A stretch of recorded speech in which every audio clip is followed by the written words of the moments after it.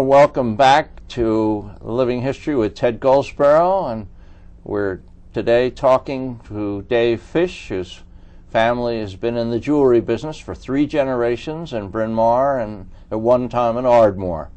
So we'll continue. Now, Dave, we were looking at a school picture here from Bryn Mawr School in 1906.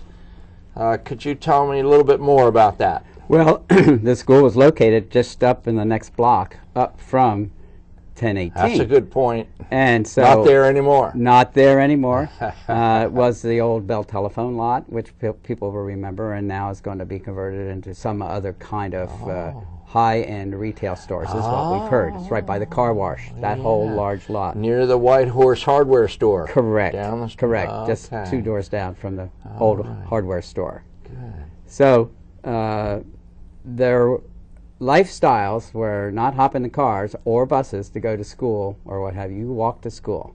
And as we'll talk about, they walked to everything other than my grandfather.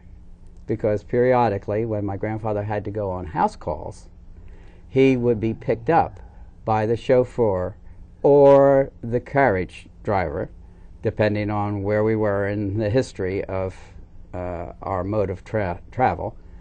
And they would take them to the estates for my grandfather to work on the grandfather clocks in the houses. And then they would return him back to the store.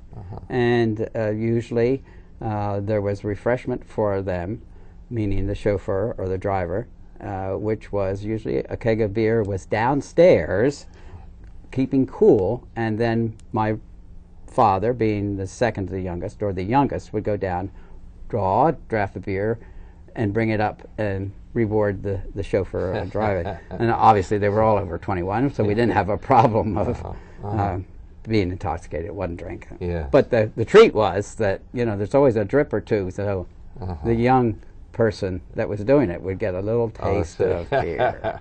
Something to look forward to. Exactly. Kids haven't changed. Yeah, right. Now, Dave, William and Mary. Correct. Okay, and they had no children. They had no children. But later, he in Ardmore. Yes. Could you tell? He ran the store in Ardmore on Cricket Avenue with another brother. There were 2 brothers that ran that store on Cricket Avenue. All right. And in 1927... Let's see if we can find a picture of that store. Okay. Okay. Take a break here. We're back to earlier times again. Can we come back? Sure. All right. So could you tell me about this photo? Well, this photo is a photo of my father, and we think it was in about the 6th grade at the Bryn Mawr School, which we had just talked about, and he is standing right here, which Ted very nicely zeroed in, and that's my father right there, holding the flag for some reason, he and the boy next to him. So they, again, were walking to school, back and forth. Everything was just right a up block or two. No problem Perfect. of traffic, heavy traffic or anything on Lancaster Pike. It was perfectly safe and great. It really was great. Now this is a certificate that says. This was for my dad, and it was from the elementary school, and it was 1918. And he was in the 6th grade. Now, Dad only went to school for the next 2 years, which was normal. You went to school for 8 years. You got your basic reading, writing, and arithmetic. And then he started with my grandfather on a very small little table that we have in the store, which has the cash register on it, and that's where my father learned his trade.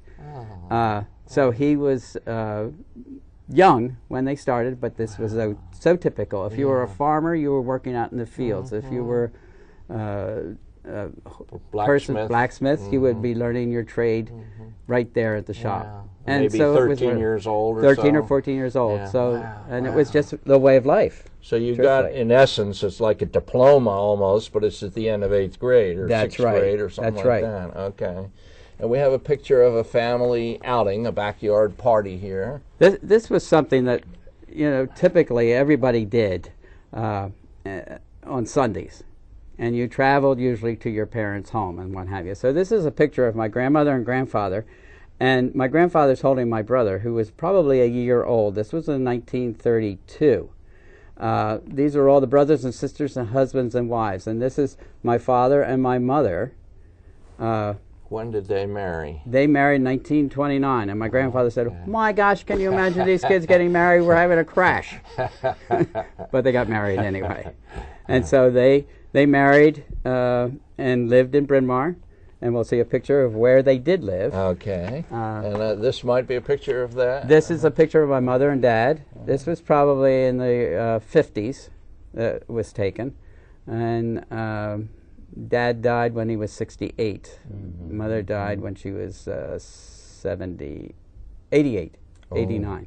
Had he retired from the business? Not really. Okay. But his illness took over, and he just wasn't able to continue.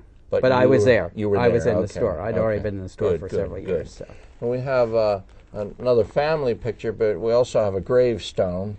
This is another family picture, actually, that's almost the same shot. It's a garden party, quote unquote, on a Sunday afternoon, was the way that everybody would have been pulled together. Okay. This happens to be the tombstone of my grandmother and grandfather. My grandfather was born in 1863, died in 1936. I did not know my grandfather. I was born in 1937. Lucy was born in 1863, the same time, but she lived until 1949.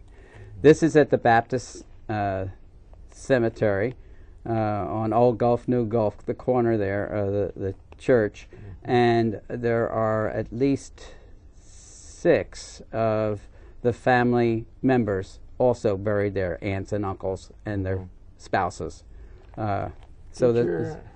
Did your family, when you and I had talked before, I think you mentioned the Good Shepherd Episcopal Yes. Church, and yet they're buried in a Baptist? Well, they didn't have a The cemetery. Episcopals didn't have a cemetery? No. Okay, so they didn't go to the exactly what's Baptist in- church? No. Okay. They were raised, they came from England, and so the Episcopal Church was the strong church right, of like England. the Church of England, right. Okay. So, Okay.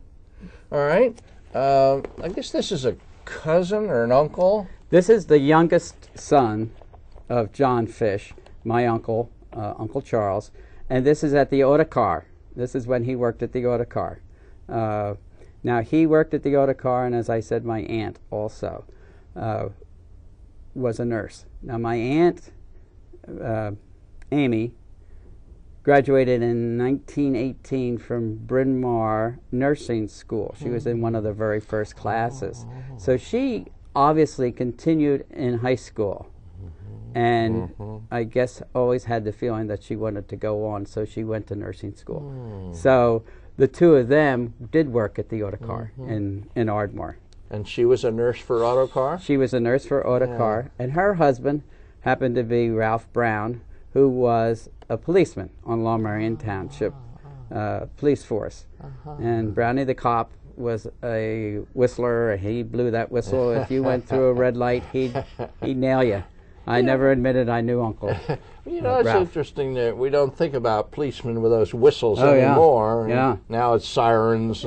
Oh, But when we were kids, the policeman was right if there you in the heard it, corner. they were foot patrolling. Yeah, They yeah, didn't have. yeah, you're they right. weren't going around in cars Right. at that time. And at Ardmore Junior High School, Ed Snow had one of those police whistles. Sure. And he was always blowing that, telling you to stop.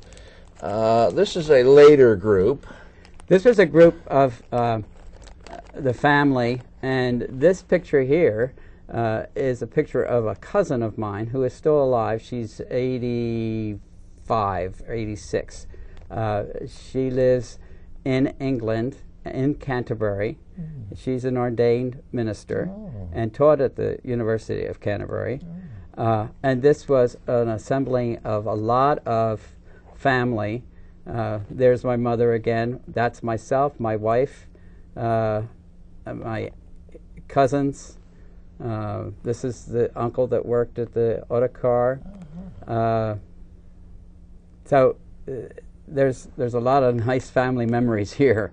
Was this gathering because she was visiting? She was visiting, and this aunt lived in Ardmore, right on the other street next to us on Chestnut Avenue, we lived on County Line Road in Ardmore. That's where I was raised. Okay.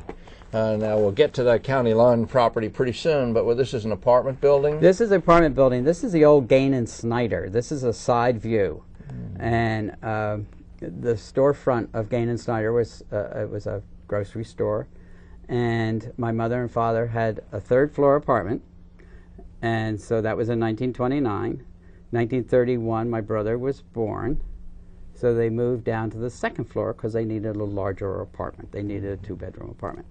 So this was only 2 blocks away from the store. Again, walking. Yeah. You didn't have a car. You didn't need a car. And so everything was right there in Bryn Mawr. This is at the corner of Lancaster and Central? Central Avenue, correct, which has gone through a total change yes, around. Quite a few Central houses Avenue. Demolished on But Central. this building is still intact and still looks as good condition. And it's near the movie theater. Right near the movie theater. It's the 800 block. We have some pictures here, and we have to watch our time because we're getting a little Well, these close are all. here. This is 2110 County Line Road in Ardmore, and it's right where James Road comes into. Is this Lower Merion Township? Unfortunately, this is Hereford Township. My mother was raised in Radnor Township, went to Radnor ME. My father was raised in Lower Merion Township and went to the Episcopal Church, Good Shepherd. And so we lived in Havertown and went to the Presbyterian Church. So everybody was trying to keep everybody happy without getting stepping on toes. All right. So you and Betty, your wife, lived in this house on County Line? No, just myself. And I left there in 1955, went on to school, and then into the Army. So I never really lived back in this house after I came back, because I was married in 1960. Okay. After being in the Army. Now, Dave, we've reached the end of our time limit here, and we're going to have to call it quits, but I certainly appreciate your coming in, and maybe we'll have another segment. All right. Well, I certainly enjoyed it, and I thank you for all the work that you've done preparing this. Thank you. It's been great. I'd like to remind the audience to tune in again next month, and we'll have another guest on Living History with Ted Goldsboro.